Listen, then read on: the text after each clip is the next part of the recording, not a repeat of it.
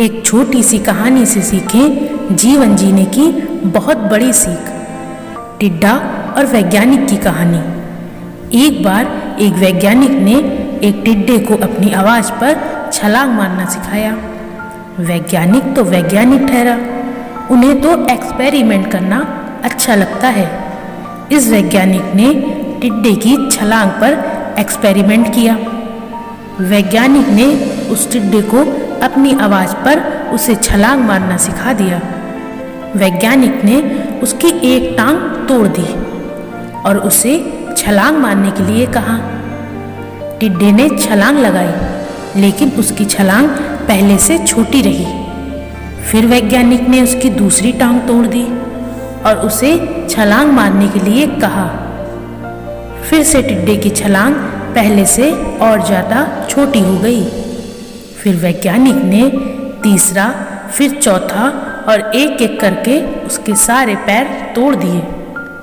सारे पैर टूट जाने के बाद वैज्ञानिक ने टिड्डे को छलांग मारने के लिए कहा, लेकिन वह बेचारा अपनी जगह से हिल भी नहीं पाया।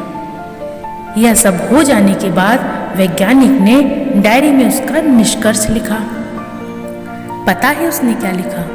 उसने लिखा कि टिड्डे का एक पैर टूटा तो उसकी सुनने की क्षमता थोड़ी कम हो गई और हर एक पैर टूटने के बाद वो और ज़्यादा बहरा होता गया और सभी पैर टूट जाने के बाद वह पूरी तरह से बहरा हो गया। इतना बहरा कि वह मेरी आवाज़ सुनकर छलांग ही नहीं मार पाया। दोस्तों, आप सोच रहे होंगे कि कैसा मूर्ख वैज्ञानिक था, क्योंकि टिड्डा चल ही नहीं पा रहा था।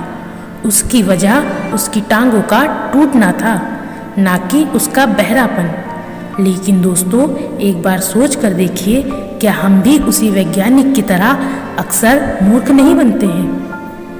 कभी कभी हमारे जीवन में कुछ ऐसी घटनाएं होती हैं जो हमें समझ नहीं आती और हम उसका गलत मतलब निकालकर परेशान होते रहते हैं।